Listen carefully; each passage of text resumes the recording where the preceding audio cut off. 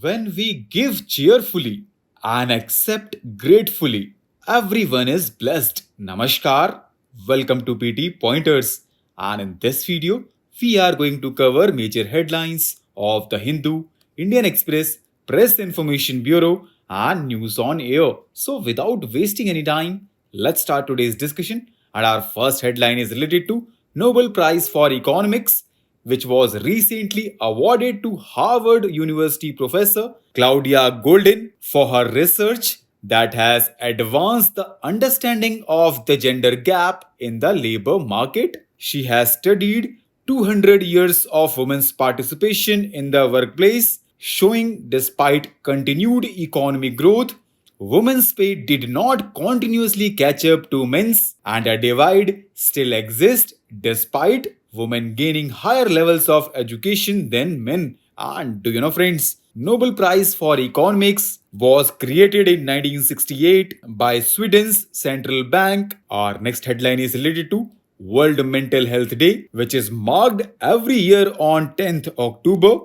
to raise awareness about mental health around the world and to mobilize efforts to support those experiencing mental health issues. It was formally created by World Federation of Mental Health in the early 1990s and इस साल की theme है Mental Health is a Universal Human Right. And do you know, friends, according to study of International Labour Organization, 15% of working age adults globally live with a mental disorder, and according to United Nations Development Program, unemployment and poor quality employment have consistently been detrimental to mental health. And in this context, World Mental Health Report 2022 observed that addressing mental health involves strengthening community-based care and people-centered, recovery-oriented and human rights-oriented care. Our next headline is related to scheduled areas, which cover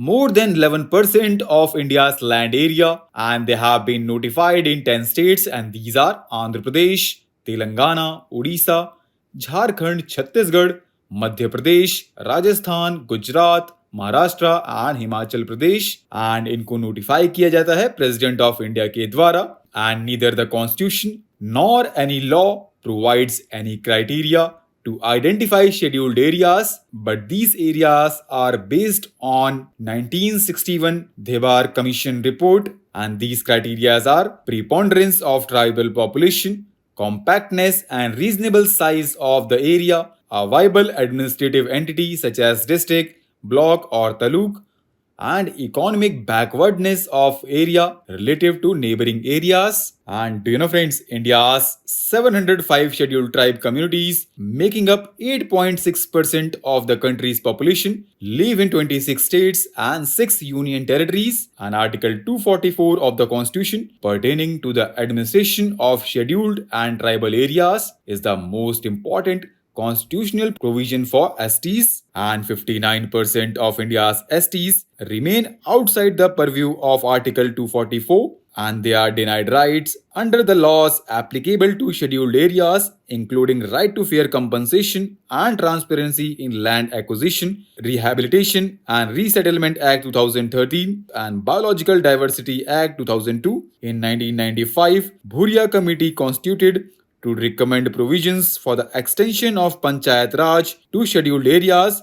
Our next headline is related to Periodic Labour Force Survey, which is carried out by National Sample Survey Office, and it has reported that unemployment rate in urban areas of the country has shown a decrease during the period April-June 2023, and labour force participation rate for persons aged 15 and above and the worker population ratio have also improved during the period. Our next headline is related to Kudumbashree mission, which is Kerala's unique model, which was launched by Kerala government and named Kudumbashree in Malayalam language means prosperity of the family. It is a poverty eradication and women empowerment program. Our next headline is related to India-Peru trade relations. And do you know, friends, India and Peru have been experiencing a steady growth in their trade relationship. During financial year 2022-23, bilateral trade volume reached more than $3 billion and India exported goods worth more than $800 million to to Peru and imported goods valued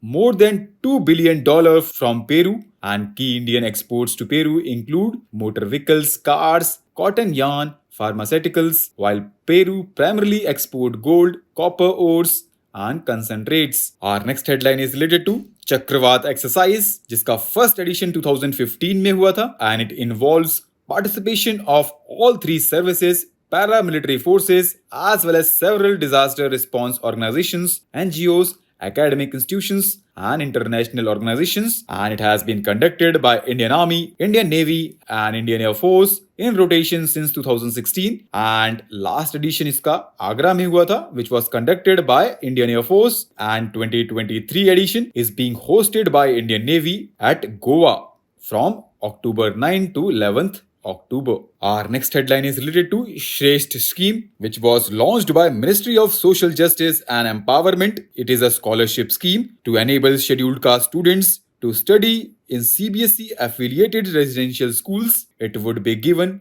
to SC students from class 9 to 12th and students whose parents' annual income is below 2.5 lakh are eligible for this scheme. Now recently, 2023 Nobel Peace Prize is awarded to Iranian human rights activist Narges Mohammadi for her fight against the oppression of women in Iran and her fight to promote human rights and freedom for all. Now recently, India's first solar roof cycling track was inaugurated in Hyderabad, and this innovative track named Healthway, and it is the second of its kind globally. A total of 16,000 solar panels were installed to generate 16 megawatts of power, which will be utilized to light up the track at night and provide protection to cyclists from sun, rain, and other weather conditions. So with this, let's conclude our today's discussion. Thanks for listening, and for regular updates,